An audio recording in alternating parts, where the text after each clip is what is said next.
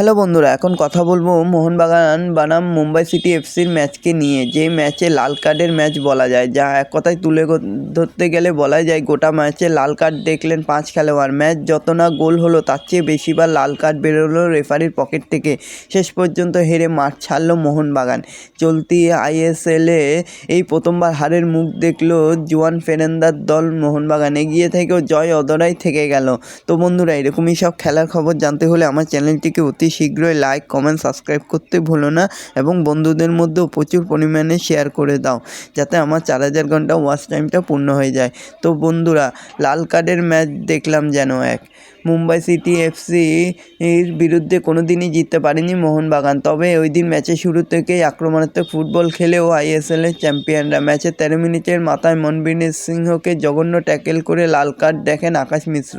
10 জনের মুম্বাইকে পেয়ে আক্রমণের ঝাঁজ আরও বাড়ালো মোহনবাগান। লিস্টন ও কামিন্সদের আটকে অযথা ট্যাকেল শুরু করে দেন মুম্বাই। তবে 25 মিনিটে লিস্টনের দুর্দান্ত পাস থেকে গোল করে দলকে এগিয়ে দেন বিশ্বকাপার। তবে প্রথমার্ধ শেষ হওয়ার ঠিক আগেই সমতা ফেরায় মুম্বাই। হাফ টাইমের পর খেলা শুরু হতেই জোড়া লাল কার্ডের ধাক্কা বাগান শিবিরে। 55 মিনিটে ট্যাকেল করে লাল কার্ড দেখলেন আশিস রায়। ঠিক তার 3 মিনিটের মাথায় বালপুইয়াকেও ট্যাকেল করে যান সুভাষী। রেফারির সিদ্ধান্ত মানতে না পেয়ে ঝগড়ায় জড়িয়ে যান লিস্টন। সেই অপরাধে তাকেও লাল কার্ড দেখিয়ে মাঠ ছাড়তে হয় তাকে। কিছুক্ষণ পর কিয়ানো পেতাতেসকে নামান ফের্নান্দো। 9 জন নেমে গিয়েও দীর্ঘক্ষণ মুম্বাই স্ট্রাইকারদের আটকে রেখেছিল মোহনবাগান, কিন্তু 73 মিনিটে গোলদাতা স্টুয়ার্টের পাস থেকেই ফের গোল পায় মুম্বাই। রক্ষণ জমাট করেও মোহনবাগান আর সমতা ফেরানোর সুযোগ দেননি তারা।